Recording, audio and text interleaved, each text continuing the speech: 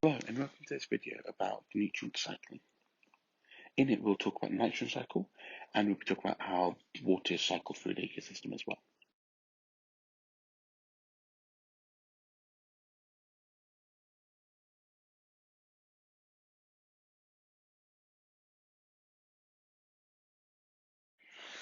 The need for a nitrogen cycle is that we can't have a sink of nitrogen.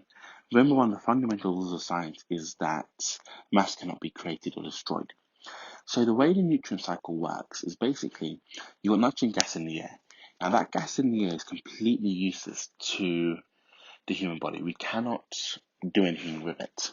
So therefore, what has to happen is it has to be fixed or broken down from nitrogen made into nitrates, etc. So what happens is bacteria will fix the nitrogen in the soil and lightning also to make nitrates in the soil. That is then taken up by plants. Obviously, animals and humans eat the plants, so we get the nitrogen through that. When we excrete some nitrogenous products, and we also, if we die, or if an animal dies, there's a nitrogen there. So that's proteins and urea there. So that then has to be decomposed by soil bacteria into ammonia, and this is then oxidized by nitrifying bacteria back to nitrates. So as you can see, it's a whole cycle for how this works.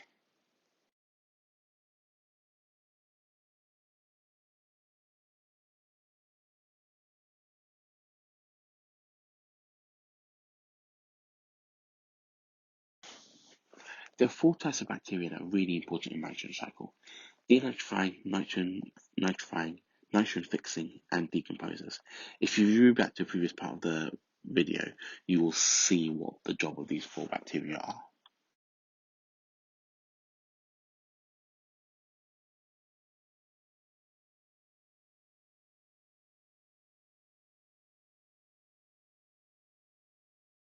At this point, check your understanding, pause the video, have a go at answering these questions.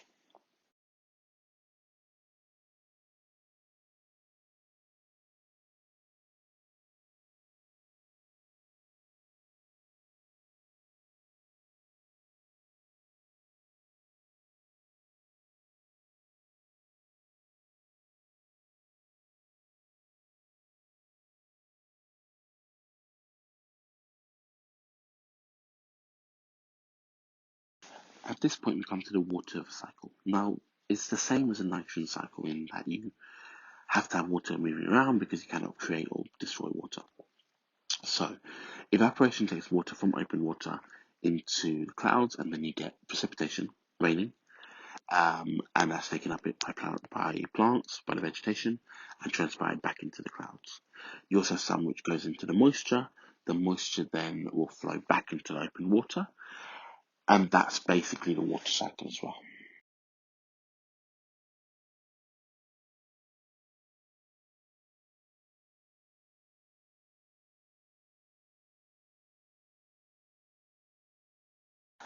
Lastly, if you think about the carbon cycle, now the carbon cycle is being affected right now by human activity.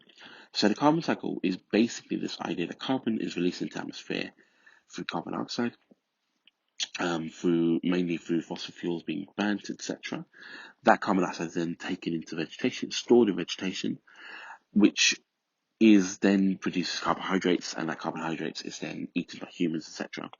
Um, or it dies and decays, and the carbon is then stored as a sink. And then once we take those fossil fuels out, we burn them again. So that's the carbon cycle as well. I hope this video helped a little bit with the understanding of the three cycles.